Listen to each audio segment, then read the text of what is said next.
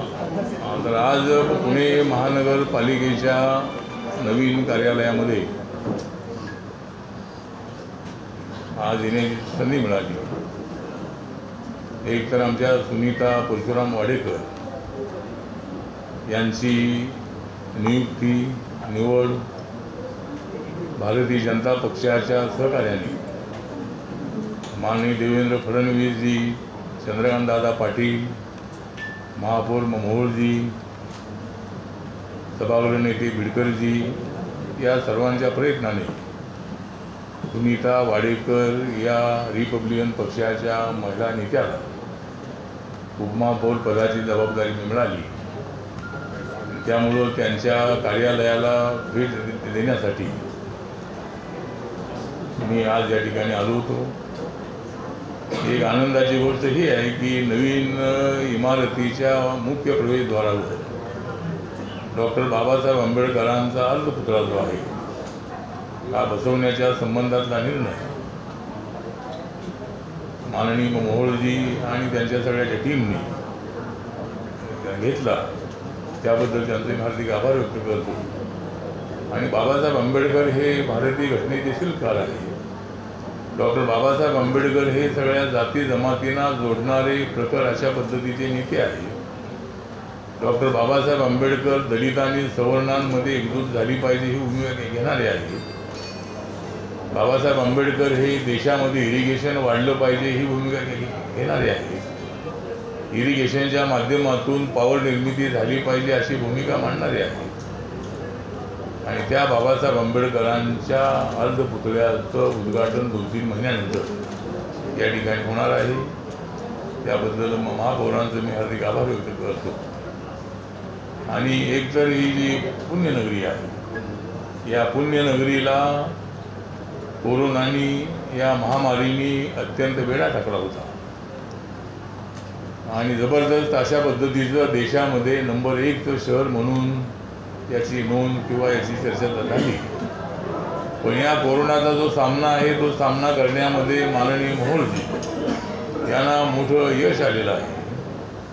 त्यांनी पुण्याचा जो कोरोना आहे त्या कोरोनाला ठप्प करण्यासाठी, कोरोनाला एकूण घालवण्यासाठी त्यांनी मोठ्या प्रमाणामध्ये अनेक योजना आखल्या आणि लोकांना बेड मिळवून देणे आहे, ऑक्सिजन मिळवून देणे आहे, व्हेंटिलेटर मिळवून देणे आहे, ब्लड मिळवून देणे आहे, रेमडेसिवीर मिळवून देणे आहे, अनेक औषधं त्यांना मिळवून देणे आहे, नवीन कोविड सेंटर उभं करणे आहे।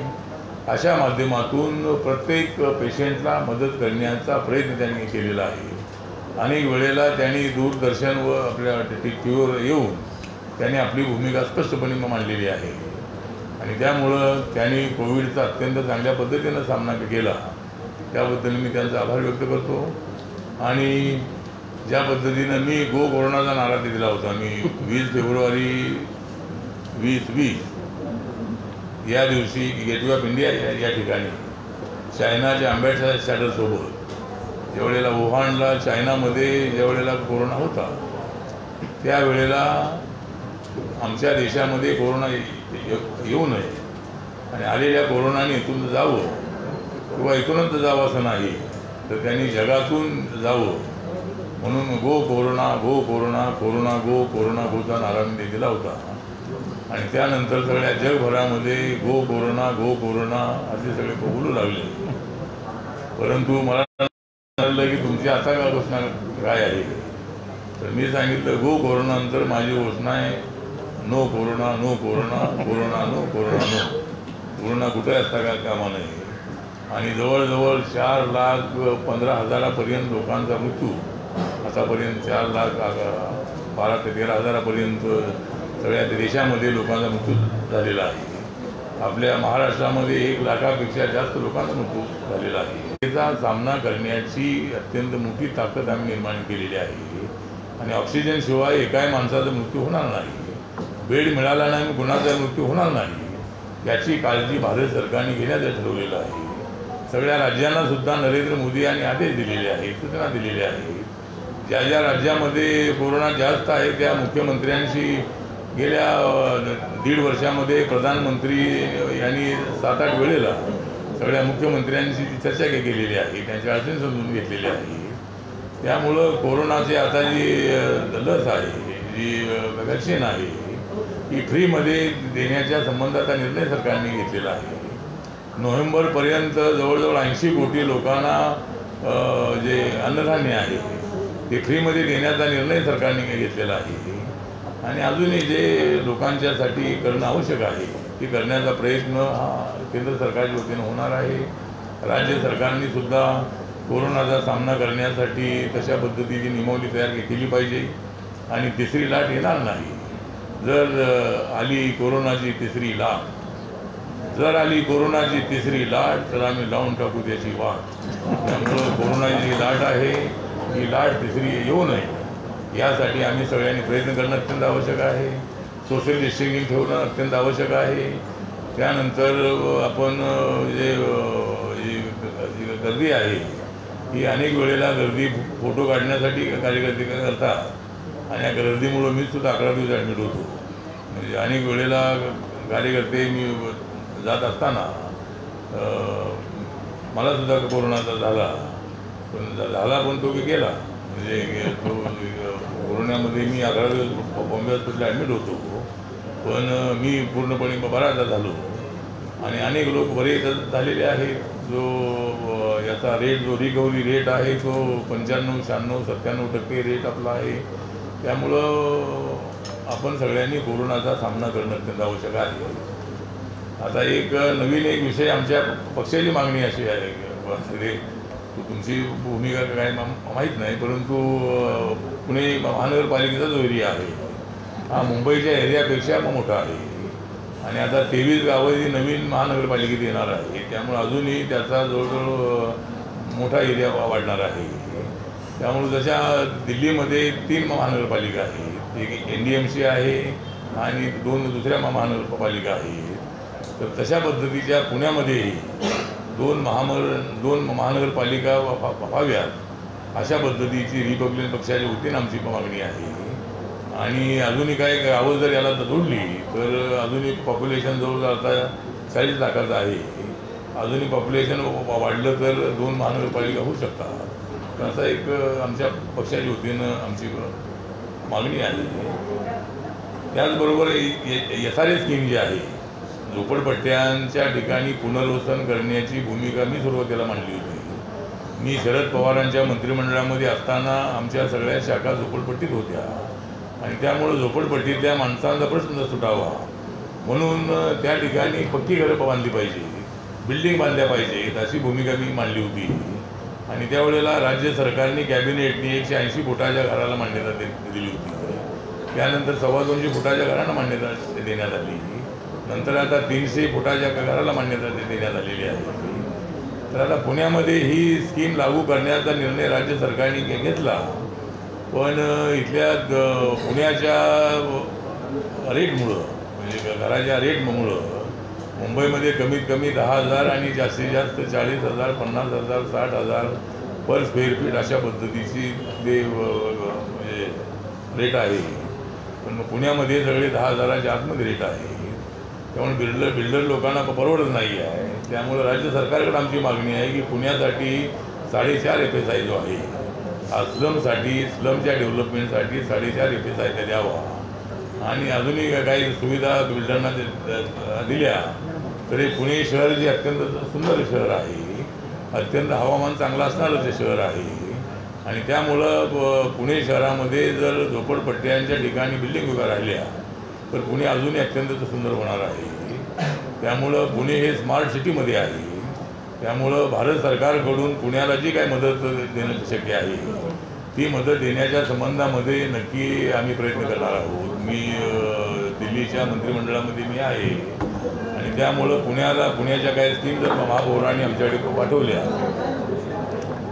तर नक्की आपण पुण्याच्या डेव्हलपमेंटसाठी, पुण्याच्या स्पोर्ट्सच्या डेव्हलपमेंटसाठी, पुण्याच्या रस्त्याच्या डेव्हलपमेंटसाठी, पर्यावरणाच्या डेव्हलपमेंटसाठी किंवा इतर ज्या काही तुमच्या योजना आहे त्या योजना जर आपण आमच्याकडे पाठवल्या तर केंद्राकडून ज्या स्कीम्स आहे त्या स्कीमच्या माध्यमातून आपल्याला मॅक्झिमम कशी मदत मिळू शकेल या दृष्टिकोनातून आम्ही प्रयत्न करणार आहोत. आता मेट्रो ट्रेनसुद्धा या ठिकाणी काम सुरू आहे, रस्ते तर चांगले होत आहेत, महापौरांचं लक्ष शहराकडे अत्यंत चांगल्या पद्धतीनं आहे. त्यामुळं फेब्रुवारीमध्ये येणारी जी निवडणूक आहे त्या निवडणुकीमध्ये BJP सोबत रिपब्लिकन पक्ष राहणार आहे आणि पुन्हा या पुण्यामध्ये BJPच्या नेतृत्वाखाली BJP आणि RPIची जी सत्ता आहे, महायुतीची सत्ता आहे, ही सत्ता पुण्यामध्ये पुन्हा एकदा आम्ही आणल्याशिवाय राहणार नाही. कारण गेल्या या 4.5 वर्षाच्या कालखंडामध्ये अत्यंत चांगल्या पद्धतीची कामं महापौरांनी आणि आमच्या सगळ्या नगरसेवकांनी केलेली आहे. त्यामुळे पुन्हा एकदा या ठिकाणी आमची सत्ता आल्याशिवाय राहणार नाही. एक तर आमचे माननीय नरेंद्र मोदी यांनी जो प्रधानमंत्री जनधन योजनेचा जो कार्यक्रम स्कीम होती त्यामध्ये 2014 ते 21 पर्यंत जवळजवळ 42 करोड 58 लाख 67 हजार अशा पद्धतीचे जे अकाउंट उघडण्यात आलेले आहे आणि महाराष्ट्रामध्ये जवळजवळ 3 करोड 17 लाख 5 हजार एवढे अकाउंट उघडण्यात आलेले आहे. आणि प्रधानमंत्री मुद्रा योजना जी आहे त्या प्रधानमंत्री मुद्रा योजनामध्ये 2015 ते 2021 या काळामध्ये जवळजवळ मुद्रा योजना ही जी बँकेकडून कर्ज देण्याची योजना आहे त्यामध्ये कसली अट न टाकता, कसलंही जामीन वगैरे न ठेवता त्यांना लोन देण्याची स्कीम आहे. आणि या स्कीमचा फायदा 15 ते 21 पर्यंत जवळजवळ 30 कोटी 18 लाख 43 हजार एवढ्या लोकांना याचा फायदा मिळालेला आहे. आणि महाराष्ट्रामध्ये जवळजवळ 2 करोड 39 लाख एवढ्या लोकांना त्याचा फायदा मिळालेला आहे. आणि या स्कीम ज्या या दुसरी प्रधानमंत्री आवास योजना जी आहे ही अर्बनची योजना जी आहे त्यामध्ये जवळजवळ 50 लाख 8 हजार एवढ्या लोकांची घरं बांधण्यात आलेली आहे. आणि महाराष्ट्रामध्ये जवळजवळ 4 लाख 84 हजार एवढी घरं बांधण्यात आलेली आहे. म्हणजे प्रधानमंत्री आवास योजना रुरलची जी आहे त्यामध्ये जवळजवळ 1 करोड 91 लाख 37 हजार एवढी घरं आतापर्यंत बांधण्यात आलेली आहेत 2021 पर्यंत. आणि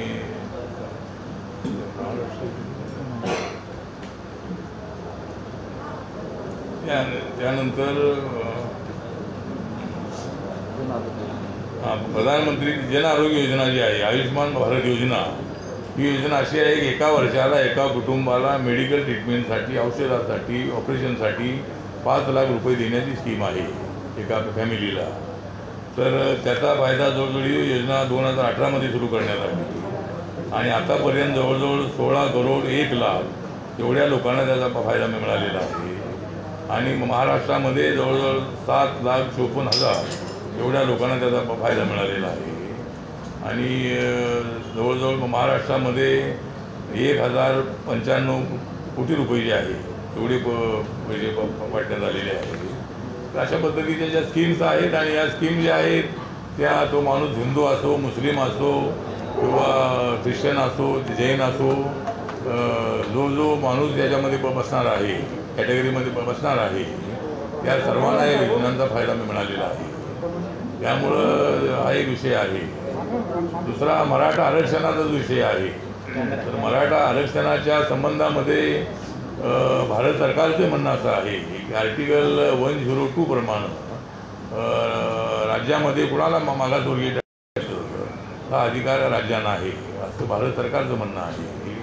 परंतु मध्यंतरी कोर्टाने मात्र सांगितलं की नाही, हा अधिकार राज्यांना नाही.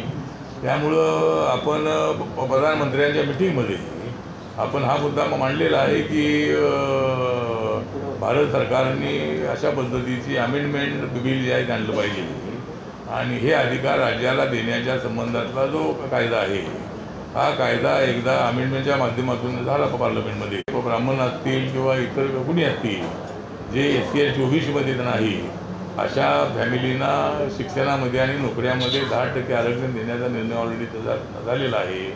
त्यामुळं त्याचा फायदाही अनेक लोकांना होतो आहे. त्यामुळं हा प्रयत्न करावा.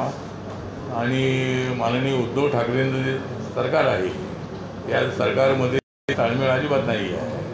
कारण नाना पटोले हे रोज काहीतरी बोलतात. म्हणजे जे रोज दुसऱ्यांना देतायत टोले, जे रोज दुसऱ्यांना देताय टोले, त्यांचं नाव आहे नाना पटोले. त्यामुळं ते रोज कोणावर तरी आरोप करतात आणि ते चर्चेमध्ये असतात. चांगली गोष्ट आहे, ते आमचे चांगले मित्र आहेत. परंतु या 3 पक्षामध्ये ताळमेळ अजिबात नाही. त्यामुळं या 3 पक्षाचं भवितव्य काय आहे? म्हणतात की पवारसाहेब हे रिमोट कंट्रोल आहे, पण रिमोट कंट्रोलचा विषय तर नाही आहे. त्यांच्यामुळं हे सरकार आलेलं ही गोष्ट खरी आहे. परंतु माननीय उद्धव ठाकरे यांच्या सरकारने चांगलं काम करावं. आणि अजूनही आमचं उद्धव ठाकरे यांना नम्र विनंती आहे की जर बाळासाहेब ठाकरे यांचं स्वप्न साकार करायचं असेल तर पुन्हा एकदा त्यांनी BJP सोबत आलं पाहिजे. आणि 2.5 वर्ष मुख्यमंत्री तर तुम्ही राहा आणि 2.5 वर्ष मुख्यमंत्री देवेंद्र फडणवीसांना करूया आणि अशा पद्धतीनं काहीतरी कॉम्प्रोमाइज होऊ शकतं आहे.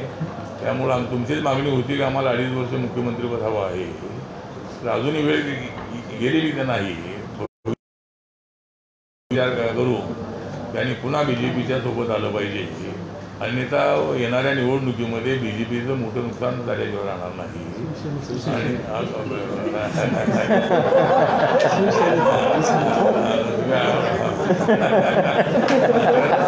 आणि तर शिवसेनेचं म्हणजे शिवसेनेचं नुकसान आहे.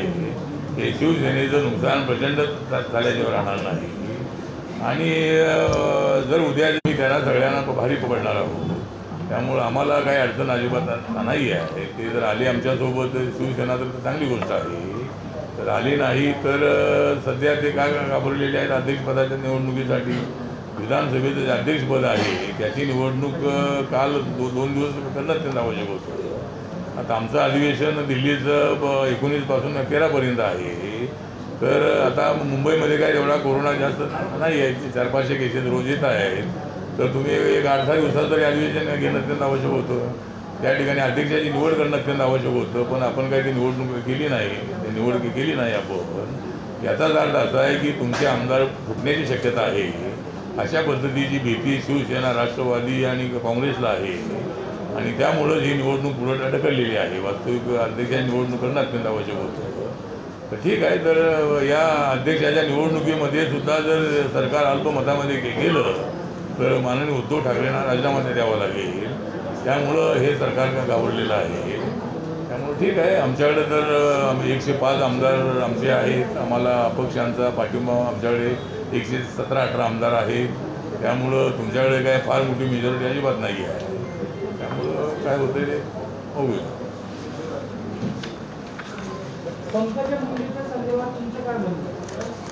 पंकजा मुंडेच्या संबंधात माझं मत असं आहे की त्या गोपीनाथ मुंडे यांच्या पुत्र आपल्या त्यांची ती मुलगी आहे आणि त्यांच्या तालमीमध्ये तयार झालेली आहे. माननीय गोपीनाथ मुंडे यांचं सगळं आयुष्य BJPमध्ये गेलेलं आहे. त्यामुळं पंकजा मुंडे यांची काही नाराजी असेलही, परंतु देवेंद्र फडणवीस यांच्यावर नाराजी व्यक्त करणं बरोबर नाही असं माझं मत आहे. त्यामुळं त्यांच्या बहिणीला मंत्रिपद मिळायला पाहिजे होतं ही गोष्ट त्यांना वाटली असेल. पण माननीय नरेंद्र मोदी, अमित शहा किंवा JP नड्डा यांना सगळ्या जिल्ह्यांचा, सगळ्या डिव्हिजनचा, सगळ्या जातींचा विचार करू हा निर्णय घेणं अत्यंत आवश्यक होतं. आणि त्यामुळं त्यांच्या बहिणीचा काय नंबर लागू शकला नाही. त्यामुळं त्यांनी खंबीरपणे काम करावं. कुठल्या एखाद्या सत्तेच्या पदापेक्षा त्यांचं पद गोपीनाथ मुंडेंची मुलगी म्हणून त्यांचं पद ते मोठं आहे. ते आता त्याच्या मला वाटतं राष्ट्रीय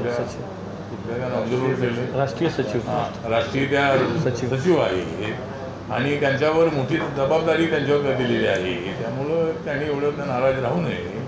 आणि OBCच्या प्रश्नासाठी आम्ही खंबीर आहोत. आम्ही देवेंद्र फडणवीस आणि BJPनी राज्यभर आंदोलन केलेलं आहे. रिपब्लिकन पक्षाने त्याला पाठिंबा दिलेला आहे. आणि त्यामुळं OBCचं जे गेलेलं जे पॉलिटिकल आरक्षण आहे, लोकल बॉडीचं जे आरक्षण आहे ते पुन्हा त्यांना मिळालं पाहिजे अशी आमची मागणी आहे. आणि त्यासाठी मी प्रधानमंत्र्यांच्या समोर हा मुद्दा मांडलेला आहे. आणि कदाचित त्याच्यामध्ये अमेंडमेंट करण्याचं एखादं बिलसुद्धा नवीन येण्याची शक्यता आहे. त्यामुळं त्यांना OBCना पॉलिटिकल आरक्षण मिळालं पाहिजे अशी आमची मागणी आहे.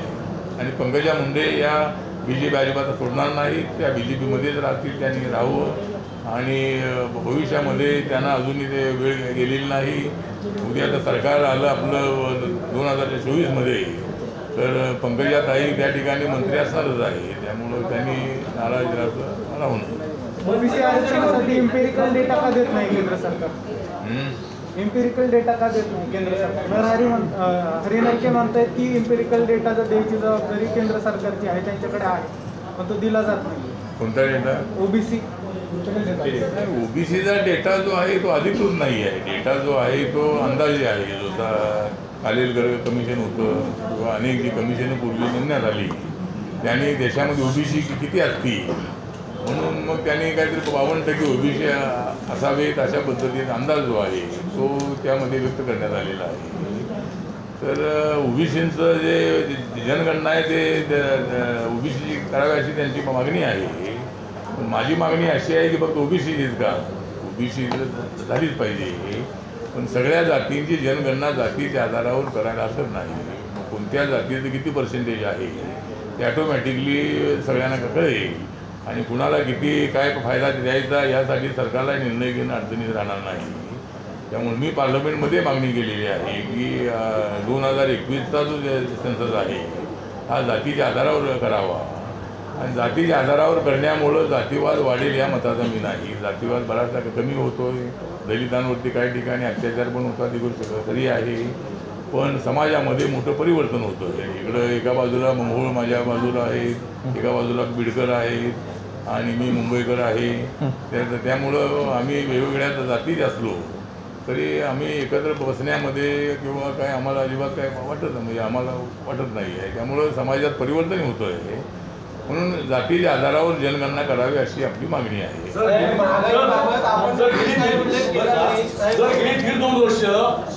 गेली 2 वर्ष कोरोनाच्या काळामध्ये मागासवर्गीयांचे फार हाल झालेले आहेत. त्यांची विशेषतः जे हातावरचे पोट आहेत असेच कुटुंब रस्त्यावर आले, असे जे हाल त्यासाठी आपण सामाजिक न्याय मंत्री न्याय हाताने आपण त्यासाठी काही तरतूद केली आहे का किंवा करणार आहात का? तर आता आपण जे म्हणताय की जसं तर लॉकडाऊन लागल्यामुळं अनेकांचे रोजगार गेले, कामं बंद झाली आणि अनेक अडचणीमध्ये त्यांना अनेक समस्याला तोंड द्यावं लागलेलं आहे. त्यामध्ये मागासवर्गीयच नाही, त्यामध्ये सगळ्या समाजाचे लोक त्याच्यामध्ये आले आणि आता मी सांगितलं की जवळजवळ 80 कोटी लोकांना फ्रीमध्ये धान्य देण्याचा निर्णय भारत सरकारने घेतलेला आहे. ठीक आहे, आपण म्हणता त्याप्रमाणे अनेक संस्थांनी सुद्धा मदत केलेली आहे. आता राज्याने सुद्धा काही मदत करण्याची आवश्यकता होती, पण राज्य सरकारकडून तशी विशेष काही मदत होऊ शकली नाही. त्यामुळं आमच्या सरकारच्या वतीने जेवढी मदत देणं शक्य आहे ती आम्ही केलेली आहे आणि बाकीच्या संस्थांनी मदत केलेली आहे. आता हळूहळू कोरोनाचा संपला की परिस्थिती चांगली पूर्वपदावर येईल आणि सगळ्यांना रोजगार मिळेल. साहेब, आता मोठा प्रश्न आहे पेट्रोल आणि डिझेलची जी दरवाढ होती त्याच्यामुळे महागाई वाढली आहे. त्याच्यात आतापर्यंत आपण सगळं सांगितलं पण त्याच्याबद्दल काय बोलला नाही, तर तुमचं काय मत आहे? पेट्रोल आणि डिझेलमध्ये वाढ होते ही गोष्ट खरी आहे, परंतु जागतिक लेवलवरच अशा पद्धतीचे दर वाढत आहेत आणि त्यामुळे ऑटोमॅटिकली ते तिकडे दर वाढले की या ठिकाणी दर वाढवावे लागत आहे. तर आता हे जर दर कमी करायचे असतील तर राज्यांनी आणि केंद्राने जर काही टॅक्सेस कमी केले तर दर कमी होऊ शकतात. आणि आता अलीकडे नितीन गडकरी यांनी सांगितलं की इथेनॉल आहे ते जर आपण वापरलं तर इथेनॉल जे आहे तर ते वापरलं तर ते जवळजवळ 60-65 रुपयाला ते लिटर मिळू शकेल. तर त्यामुळे आता पुढे असाही काय प्रयत्न होणं अत्यंत आवश्यक आहे, पण नंतर हळूहळू जर कमी होतील. आता आमच्याच काळामध्ये वाढले तसं नाही आहे. मनमोहन सिंग असताना एका वर्षामध्ये महिन्यामध्ये 4-4, 5-5 वेळेला दर वाढलेले आहे, पण तरी ते वाढू नयेत अशी आमची इच्छा आहे. पण आता केंद्रात मंत्री आहात म्हणून तुम्ही तिथं मांडाल का किंवा मांडले का यापूर्वी? 100च्या पुढे गेले मांडले ना आम्ही. आता हे जे एकतर पेट्रोल डिझेलचे भाव वाढले की महागाई वाढते ही वस्तुस्थिती आहे. कारण आता पेट्रोल डिझेल भाव वाढले की STचे भाव वाढतात, ट्रान्सपोर्टेशनचे भाव वाढतात, सगळ्या धान्याचे भाव म्हणजे सगळ्या वस्तूंचे भाव वाढतात. त्यामुळे ते कमी व्हावेत अशा पद्धतीचा आमचा प्रयत्न आहे. सर, कोरेगाव भीमा प्रकरणी अजूनही 15 जण अटकेत आहेत. कोरेगाव भीमा प्रकरणी अजूनही 15 जण अटकेत आहेत. त्यातल्या स्टॅन स्वामींचा मृत्यू झालेला आहे. त्याच्यावरती तुमची काय प्रतिक्रिया? त्या खरे त्यामध्ये तिथं जे होते भीमा कोरेगावमध्ये कुणी घडवून आणले? असं आहे की मी पूर्वी आपल्याला सांगितलं आहे की एल्गार परिषद आणि भीमा कोरेगावचा काही संबंध आहे.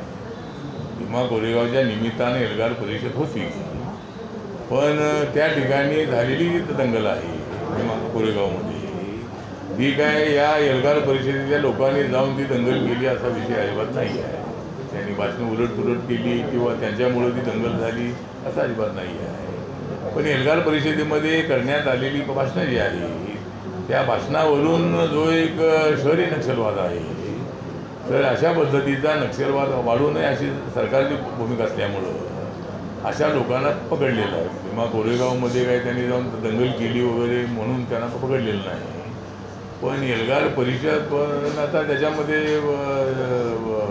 जे काही लोक आहेत, आता कायदेशीर हा विषय आहे, त्यांना पकडण्यात आलेला आहे. चांगले वकील करून त्यांना सोडवावं किंवा ते नक्षलवादी नाहीत अशा पद्धतीचं सिद्ध करावं. एक तर जो आंबेडकरवादी असतो तो नक्षलवादी असू शकत नाही. जर आंबेडकरवादी असाल तर शांततेच्या दिशेनं तुम्हाला पुढे जावं लागेल. तुम्हाला दुसऱ्याची हिंसा करून तुम्हाला न्याय मिळणार नाही. ज्यांना न्याय तुम्हाला द्यायचा आहे त्यांना हिंसा करून न्याय देता येणार नाही. त्यासाठी डेमोक्रेटिक पद्धतीने न्याय देता येईल. एक तर उदाहरण देतो की नेपाळचे पंतप्रधान झालेले जे प्रचंड होते ते माओवादी नेते होते. अनेक वर्षे ते वॉन्टेड राहिले. अनेक वेळेला ते नेपाळमधून ते महाराष्ट्रात आले, मुंबईला राहिले, पण नंतर ते मेन स्ट्रीममध्ये आले आणि निवडणूक लढून ते देशाचे पंतप्रधान झाले ते नेपाळचे. तसं नक्षलवाद्यांना आमचं आव्हान आहे की आपण मेन स्ट्रीममध्ये या आणि आपल्याला जे करायचं आहे ते करण्याचा तुम्हाला सत्तेवर आल्यावर अधिकार आहे. शांततेच्या मार्गाने तुम्हाला तो प्रयत्न करणं आवश्यक आहे. पोलिसांना मारून त्यामध्ये अनेक दलित असतात, आदिवासी असतात. ज्या दलित आदिवासीच्या न्यायासाठी तुमचा संघर्ष आहे, त्याच दलित आदिवासीच्या पोरांना जी नोकरी मिळालेली आहे त्यांना तुम्ही मारून टाकताय. अनेक जे सिव्हिलियन आहेत त्यांना मारून टाकताय. त्यामुळं आपला जो विषय आहे तो जे आता अटक आहे त्यांना कोर्टाने जामीन दिला तर ते सुटतील. UAPA कायद्याचा गैरवापर केला. UAPA कायद्याचा सगळ्यांचे प्रश्न आहेत. नाही काय कुठला कायदा काय साहब कांग्रेस प्रदेश अध्यक्ष काफी बेचैन है. बार बार आप बयान दे रहे हैं. कभी कह रहे हैं कि हमारे साथ धोखा हुआ, धोखेबाज शरद पवार है. 2014 में आपने देखा. कभी वो कोस रहे मुख्यमंत्री और अजीत पवार को भी कोस रहे, गृह मंत्री को भी कोस रहे. किस तरह से देखते हैं इस बेचैनी को पूरी आघाड़ी सरकार? नहीं, बेचैनी तो मतलब बेचैनी तो नाना पटोले के दिल में तो बेचैनी है ही है. वो भी उनको लगता है कि मुझे मुख्यमंत्री होना चाहिए. मुझे भी लगता है मुझे भी एक दिन होना चाहिए, लेकिन मुझे मालूम है कि मैं नहीं हो सकता. और कांग्रेस पार्टी का मुख्यमंत्री महाराष्ट्र में होना बहुत बड़ा मुश्किल है, क्योंकि राहुल गांधी के नेतृत्व में कांग्रेस को भविष्य नहीं है. और जब तक नरेंद्र मोदी है, जब तक इस देश में है नरेंद्र मोदी जी की आंधी, तो कैसा प्रधानमंत्री बनेंगे राहुल गांधी? तो राहुल गांधी जो है तो मतलब यहाँ राहुल गांधी का नहीं चलेगा. और नाना पटोले बहुत फास्ट है, बहुत तेज है, और वो मुख्यमंत्री बनना चाहते हैं. तो मुझे लगता है कि वो आग्रह करे. मेरा नाना पटोले जी को निवेदन है कि खाली बात करने से फ़ायदा नहीं है. आप शरद पवार साहब को, उद्धव ठाकरे को बोलिए कि मुझे मुख्यमंत्री बनना है तो बनाओ, नहीं तो मैं जा रहा हूँ. तो अगर कांग्रेस पार्टी का मुख्यमंत्री तो नहीं बनता है तो कांग्रेस पार्टी को मेरा आह्वान है कि वो सपोर्ट निकाले और बाद में क्या करना है हम देखते हैं. शरद पवार को कहा कि वो धोखेबाज है, आप भी उनके साथ थे. क्या आपको अनुभव है शरद पवार धोखेबाज है? नहीं, मुझे अनुभव ऐसा तो नहीं है शरद पवार जी धोखेबाज ऐसा मेरा मानना नहीं है. शरद पवार जी अच्छे नेता है और मुझे कभी शरद पवार जी ने धोखा नहीं दिया है. तो मैंने किसको नहीं धोखा दिया तो मुझे क्यों धोखा देगी कोई? तो इसलिए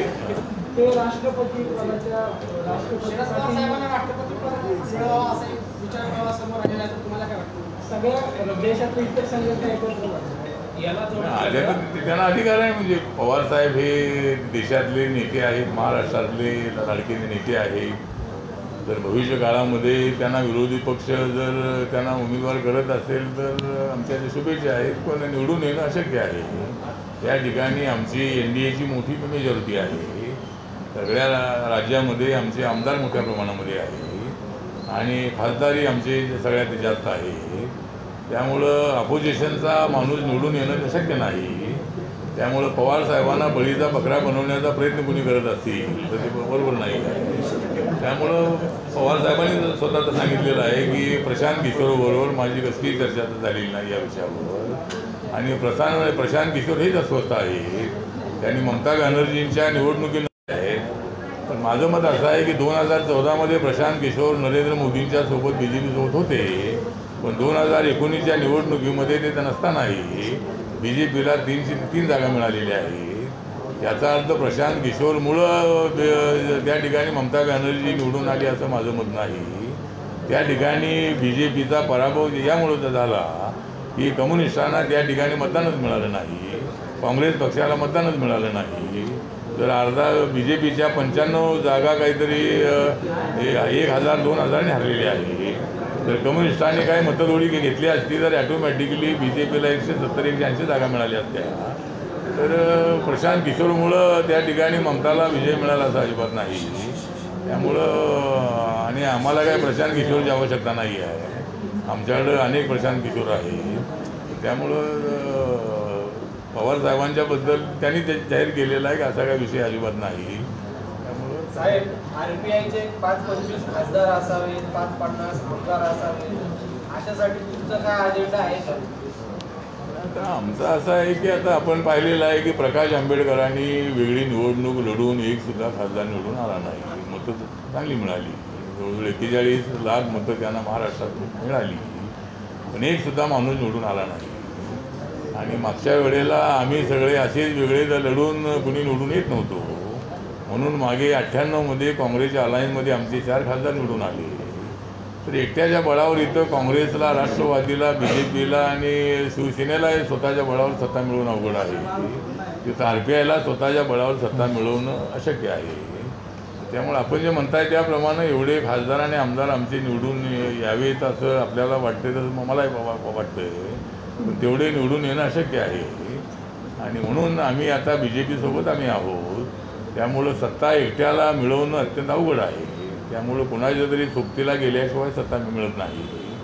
आणि सत्तेसाठी सत्ता मिळाली असं नाही आहे. मी BJPसोबत गेलो, BJPची सत्ता आली, त्या सत्तेमुळं मला मंत्रिपद मिळालं. मी शरद पवारांच्या सोबत गेलो, त्यांना सत्ता मिळाली, त्याबद्दल मला मंत्रिपद मिळालं. तर मी मंत्रिपदासाठी तिकडे गेलो असं अजिबात नाही. मला तर थोडंच माहीत होतं की 2014मध्ये मोदींचं सरकार येणारच आहे म्हणून. त्यामुळं ते सरकार येणार आहे म्हणून मी तिकडे गेलो असं अजिबात नाही आहे.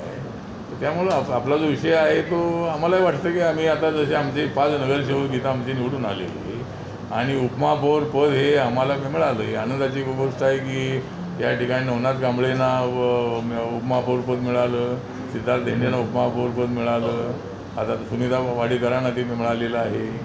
त्यामुळं अनेक ठिकाणी मी माझ्या काळामध्ये जवळजवळ 7-8 आमदारी MLC बनवलेले आहे, अनेक ठिकाणी मेयर बनवलेले आहेत, नगराध्यक्ष बनवलेले आहेत.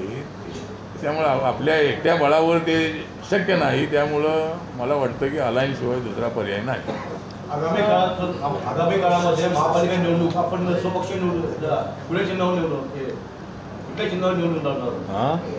आगामी काळात महापालिका निवडणूक जी आहे ती कुठल्या चिन्हावर तुम्ही लढवणार आहात? नाही तर तुम्ही सांगा कुठल्या चिन्हावर.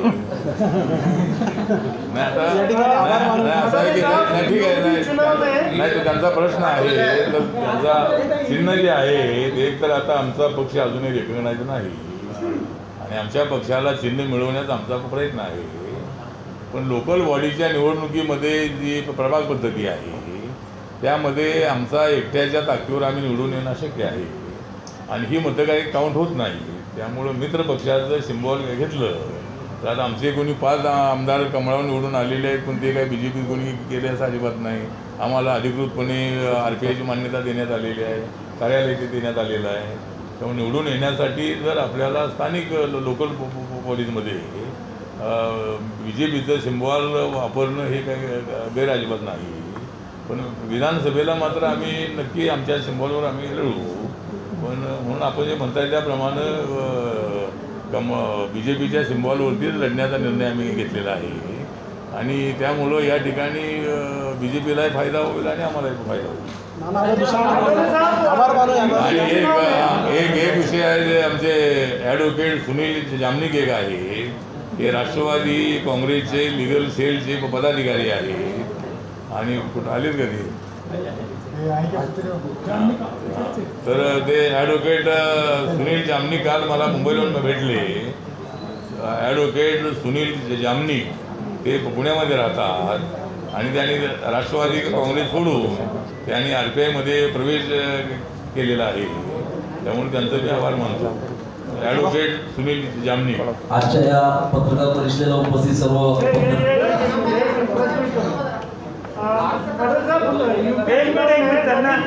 त्यांना बोलू ना, एकही प्रश्न याबद्दल ईडीच्या कारवाया सुरू आहेत, तुम्ही केंद्रात आहेत, तर मग तुम्ही कसं या सगळ्या गोष्टीकडे जाता? काय शिर्डीचं का? ईडीची कारवाई नाही, आता ईडीची जी कारवाई आहे याचा सरकारशी अजिबात काही संबंध नाही. ईडी जी आहे, ईडी स्वतंत्र यंत्रणा आहे. फक्त आरोपी केले तर जात आहे, पण ज्यांचा व्यवहार जो आहे अनियमित आहे अशा लोकांचे सगळे व्यवहार बघून त्यांना नोटीस पाठवण्याचं काम ईडीचं आहे. त्यामुळं त्याच्यामध्ये विरोधी पक्षाचे लोक सापडत आहेत, त्याला काही आमचा इलाज नाही आहे. त्यामुळं सरकारच्या दबावामुळे ईडी कारवाई करते हे अजिबात खरंच नाही. त्यामुळं ईडीची चौकशी ती इंडिपेंडंट आहे, त्याला सरकारचा काही संबंध नाही आणि आम्हाला कोणाला त्रास देण्याची आवश्यकता नाही आहे. आजच्या पत्रकार परिषदेला उपस्थित सर्व पत्रकार बंधूंनो भगिनींनो, मी या ठिकाणी मनापासून आभार मानतो उपस्थितीबद्दल.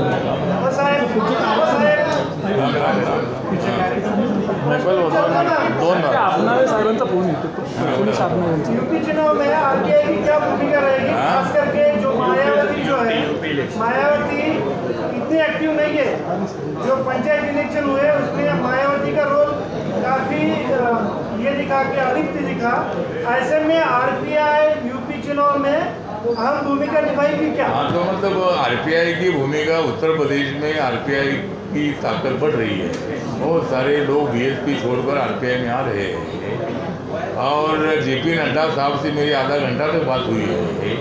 और RBI को अगर साथ में BJP रखती है, एक 8-10 सीटें RBI को मिलती है, तो BSP का भारी नुकसान होगा और BJP का और अच्छा फायदा होगा. उसके लिए हमारी कोशिशें जारी है और बहुत सारे लोग RBI में आ रहे हैं, तो हम BJP के साथ अलाइन करेंगे और योगी जी के नेतृत्व में, नरेंद्र मोदी जी के नेतृत्व में वहाँ सरकार आएगी. चला.